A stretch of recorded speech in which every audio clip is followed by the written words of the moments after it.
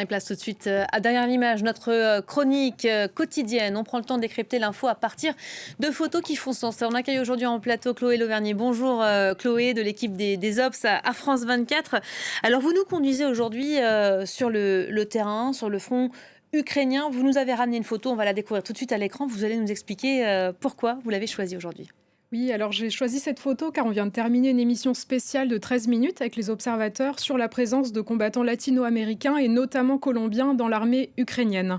Donc cette photo, vous pouvez la voir à l'écran.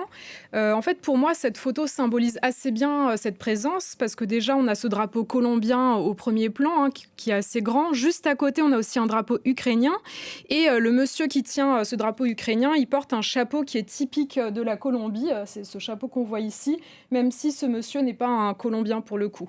Alors, ces hommes qu'on voit ici, ce sont des hommes de la brigade 59 de l'armée de terre, et donc parmi eux, il y a un certain nombre de Colombiens. Alors, c'est une photo qui a été prise dans l'est de l'Ukraine. Cela dit, elle n'est pas récente, elle date du mois de mai, et en fait, elle a été prise seulement quelques jours avant la disparition de plusieurs de ces hommes, en mission fin mai.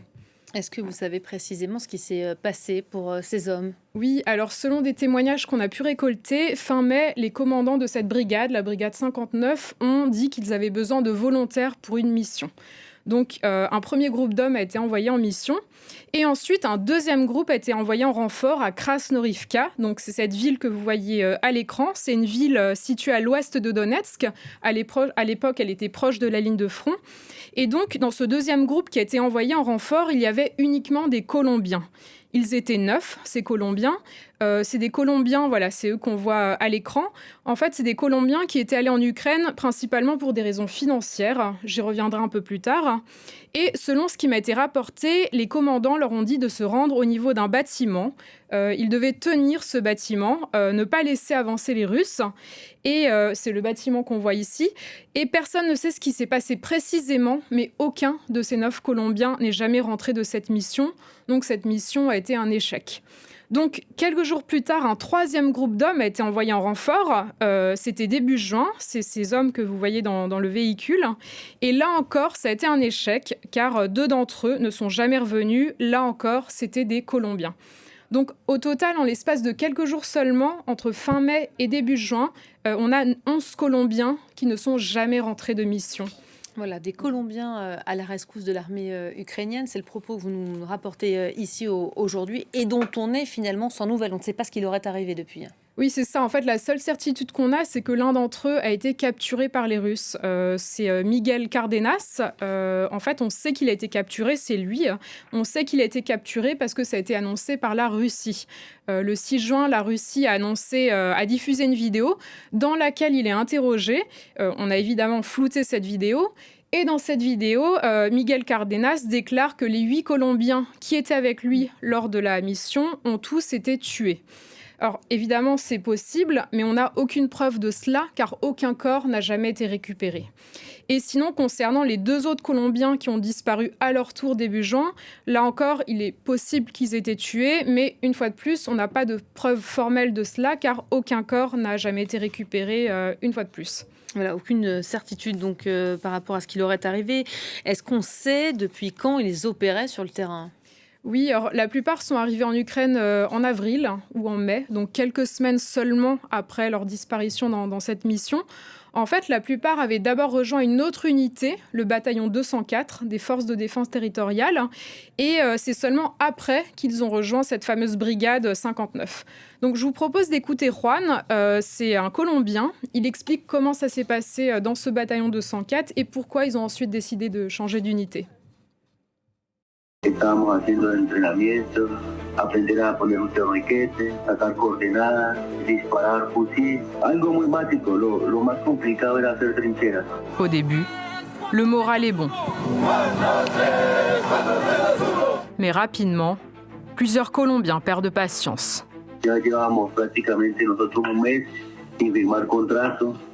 Otros compañeros ya aproximadamente un mes y medio esperando para firmar contrato. Pas de contrat, pas de salaire. Avec une dizaine de compatriotes, ils décident alors de rejoindre une autre unité, la brigade 59 de l'armée de terre. Voilà, donc ils ont rejoint cette brigade 59 à la mi-mai. Là-bas, ils ont signé un contrat très rapidement, au bout de quelques jours. Ils ont fait quelques entraînements à nouveau et quelques jours plus tard, ils étaient déjà envoyés en mission, donc fin mai. On entend beaucoup quand même parler de signature de contrats comme pour un nouveau boulot finalement. Est-ce qu'on sait ce qui motive ces Colombiens aujourd'hui ? Oui. Alors, il y a plusieurs facteurs. Déjà, il y a le facteur réseaux sociaux. En fait, sur TikTok, il y a des latino-américains en Ukraine qui publient des vidéos dans lesquelles ils donnent des conseils pour se rendre en Ukraine, notamment. Et donc, ces vidéos incitent finalement d'autres Colombiens à se rendre en Ukraine à leur tour. Donc, on va regarder à nouveau un autre extrait de notre émission pour mieux comprendre ce phénomène des vidéos sur TikTok. Sur TikTok, certains latinos appellent à rejoindre leurs unités en Ukraine, comme cet homme, qui se fait appeler Enfoque Latino. Para esos colombianos que quieren venir a defender Ucrania, bienvenidos al batallón 204. Este batallón va a mantener la incorporación hasta el 15 de mayo. Señores, el día de hoy les queremos dar un ejemplo de cómo funciona el sistema de pagos aquí en Ucrania. Sur ce réseau social, les informations et les conseils pratiques foisonnent. Para los que van a ir a Ucrania, esta es el aeropuerto de Varsovia. Allá está el terminal de buses que lo pueden llevar para Ucrania, parcero. Ces vidéos sur TikTok cumulent parfois plusieurs millions de vues. Si lo que querés hacer es tomar conciencia y venir a ayudar, esta es la forma. L'auteur de cette vidéo, c'est Maximiliano Barrientos, un Argentin du 225e bataillon d'assaut. Esta es la única forma en que entienden los rusos. La verdad, pam, pam, pam, pam. Ces vidéos TikTok ont un réel impact. Mi motivo de ir a Ucrania fue por ver videos en TikTok, porque hay muchos colombianos que ya estaban en Ucrania, que decían que si pagaban bien, eran 190.000 hryvnias. Ce montant équivaut à 4 300 €, soit 16 fois le salaire minimum colombien. Donc, vous l'avez vu, ces vidéos interrogent forcément. Et là, on le comprend aussi. L'autre facteur, c'est le facteur financier. En fait, les motivations financières sont centrales pour ces Colombiens. Certains souhaitent aider leurs proches, d'autres ont des dettes à rembourser, certains veulent simplement un avenir meilleur. Et pour cela, ils ne gagnent pas forcément suffisamment d'argent chez eux en Colombie. Donc, beaucoup se rendent en Ukraine finalement dans l'idée de travailler quelques mois et ensuite ils veulent rentrer chez eux avec cet argent. Finalement, c'est un peu comme des migrations économiques. Voilà. Et donc, ces hommes, finalement, ne se rendent pas là-bas pour des raisons idéologiques. C'est surtout que c'est une guerre qui se déroule assez loin de chez eux. Donc, leur profil contraste assez avec le profil des premiers combattants étrangers arrivés en Ukraine en 2022, qui étaient surtout des Occidentaux convaincus qu'il fallait aider l'Ukraine contre la Russie. Donc, il y avait une dimension idéologique beaucoup plus forte au début de la guerre. Voilà, puis on sait qu'il y a un vrai contexte de pénurie d'hommes en Ukraine. Après autant de temps de guerre, il y a eu des dizaines de milliers de morts. On imagine que l'Ukraine peut difficilement faire la fine bouche aujourd'hui face à ces nouvelles arrivées. Oui, c'est ça, surtout que ces Colombiens ont tous, la plupart de ces Colombiens ont déjà une expérience militaire quand ils arrivent en Ukraine. Certains ont quitté l'armée en Colombie exprès pour se rendre en Ukraine. D'autres ont quitté l'armée il y a quelques années, sont désormais retirés.